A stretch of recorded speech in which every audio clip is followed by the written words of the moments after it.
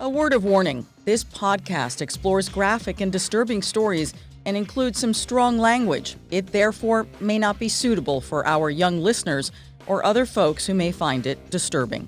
Hello and welcome to True Crime News, the podcast covering high-profile and under-the-radar cases from across the country every week. I am your host, Ana Garcia.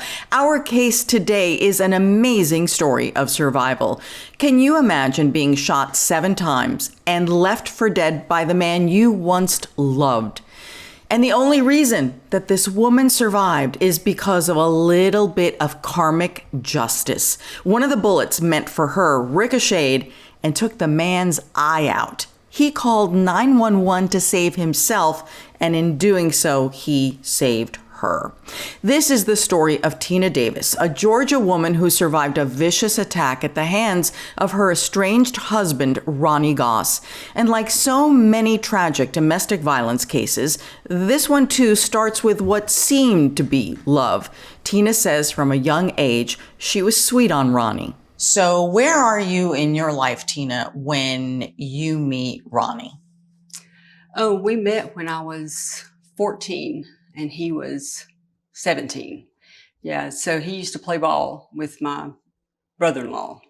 And he used to call me. I wasn't old enough to date, but he would call me and we would meet at the skating rink and hang out and stuff like that. And then when I turned 15 and got old enough to date, he turned 18 and joined the military. And he went away and he was in the military. He did 4 years. And then when he came home from the military, I was married. And then he got married and we just went our separate ways. And I had divorced my boy's dad. And we ran into each other at the gym where I was teaching fitness classes. And he started calling me again. Wow, it was just like that. You just bumped into each other. Mm-hmm. Yep. Within a year, Tina and Ronnie were married with a blended family. Blended to the point that near everyone was working in Ronnie's lucrative air conditioning business. But Ronnie's wandering eye would test their marriage beyond repair. Tina said that after discovering mistress number 3, she was done. She wanted a divorce. She says Ronnie even tried to buy her love back. Did you confront him about the cheating? And did he say, look, I'm going to stop. I love you. I'm going to stop. Always. He thought he could throw money at things. So after the first girl, he put it in this massive pool at the house. We had this fabulous massive pool put in. After the second girl, I got a new car. Without asking, I just came home one day and there it was. The third girl, I came home one day to this house. That was right before this happened. And there was like $4,500 worth of Shane Company diamonds hanging on my door. Diamonds on your door? Just the Shane Company bag just hanging on the door. Yeah. No way. So he always thought, which the money didn't matter to me. I wanted the relationship. So you text him, you're done. Mm-hmm. And then even though you've blocked him, he's still trying to get to you. Yes. He came here and I don't know how many letters he wrote and left at my door. And he left the jewelry. The strand of diamonds. It was a diamond ring, a matching diamond necklace, and then a diamond necklace that was a key. And he had wrote, he had a card for each one, like, this is the key to my heart. Like, yeah. It was just, yeah. And you're like, yeah, no, thank you. Exactly. Tina was done, and Ronnie knew it. But rather than accepting a divorce, Ronnie decides that if he can't have her, neither can anyone else. Listen to Tina as she describes the morning that Ronnie tried to kill her. It was February 12th of 2018. So your clock alarm gets up. It's 4:45. Mm-hmm. You start making your coffee, doing your thing. Then what happens? Okay, so I got my clothes ready for the day, and I was just getting ready to get in the shower. And all of a sudden, the lights went out. The power went off. And I was like, what's going on? And then I heard this loud noise, which I found out later he shot the doorknob out to get in. He came in through the garage, from the garage into the laundry room. And of course, even though the power was out, I had a battery backup on my alarm system. So the alarm went off anyway.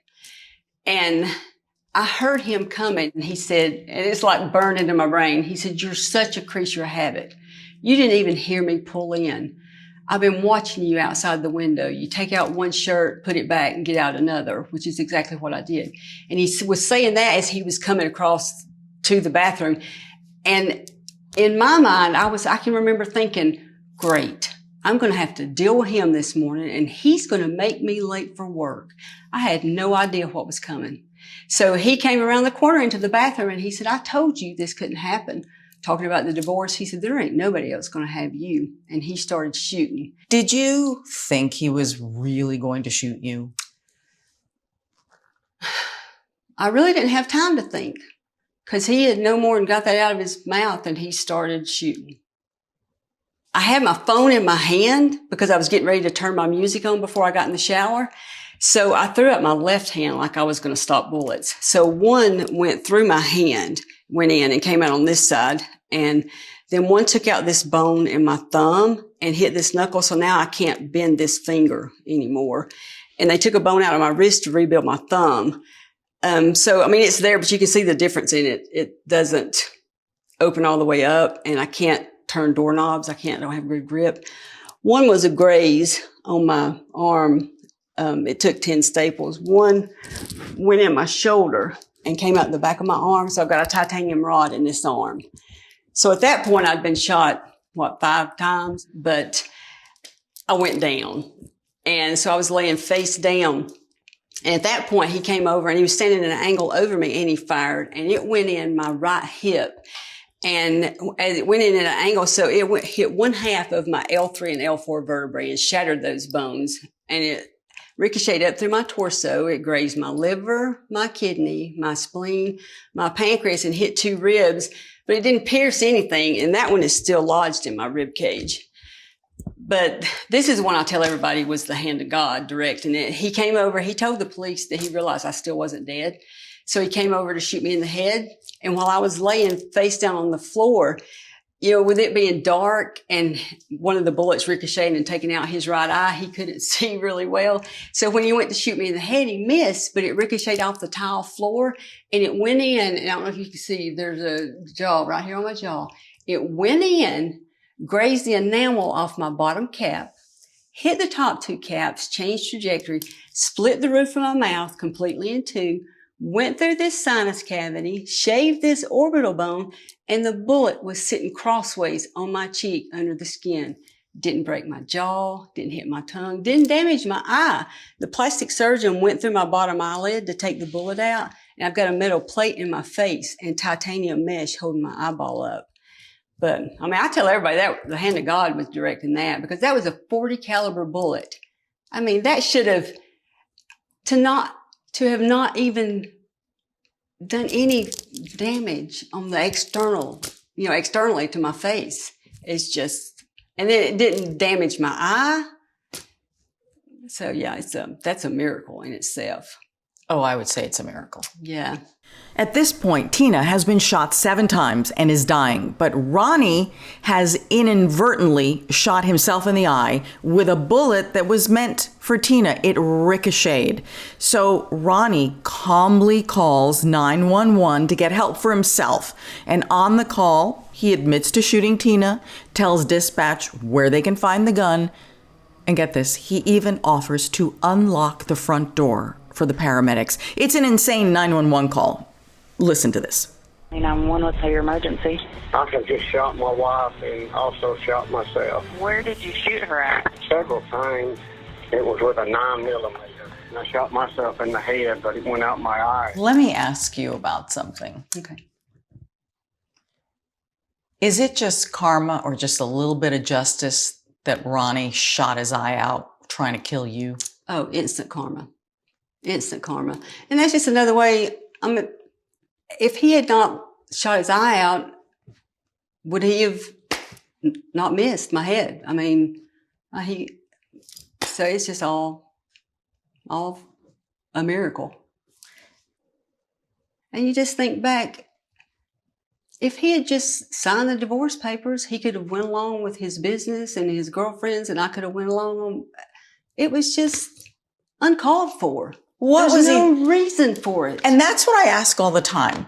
The easiest path would have been divorce. Get on with your life, date as many women as you want. But Let instead, me go. right? But instead of letting you go, he tries to kill you. He severely damages you. He severely and permanently injures himself in the process. He's sitting and rotting in a prison. Yep. To what end? All he had to do was just divorce you. Just sign the paper.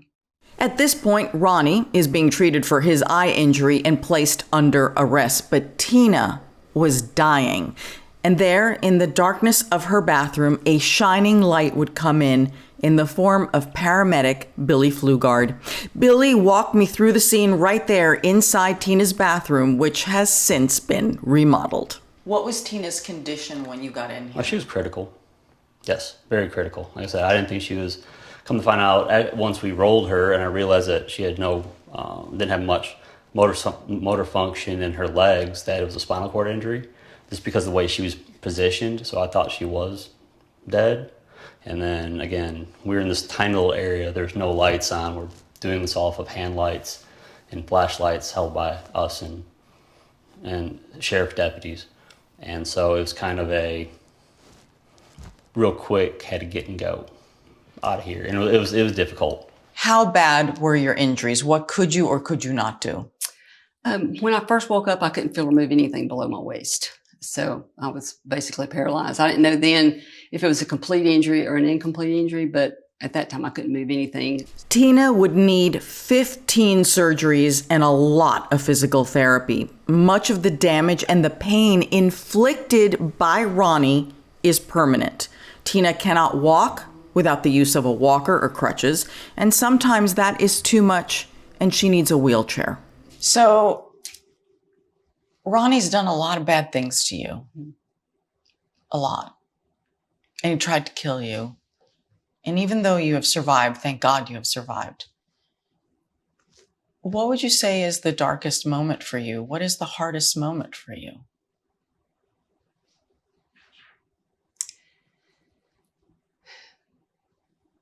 Not being able to run.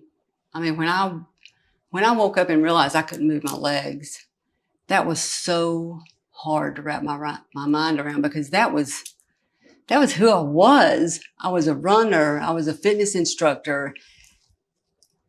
And I mean, he took that. And so he gets charged, obviously, with trying to kill you. Yes. Is there a trial? What happens? He pled guilty.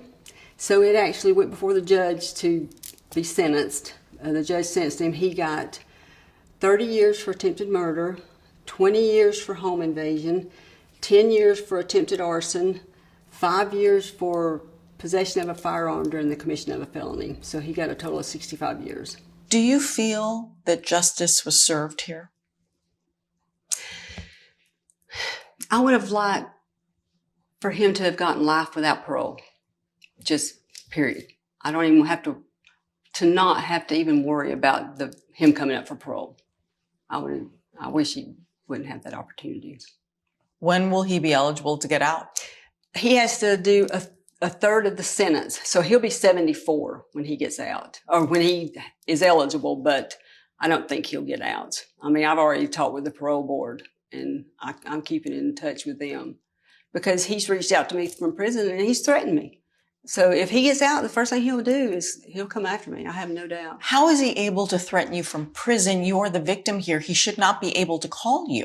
Oh, absolutely. He hasn't called me. He's through a contraband phone. He set up fake social media accounts and reached out through Messenger, through social media accounts. Through a contraband phone? Yes. Mm-hmm. So he's figured out a system in prison to get to you. Yes. Does that scare you? Oh, absolutely. That does. Because I know he would come back after me. I know he would.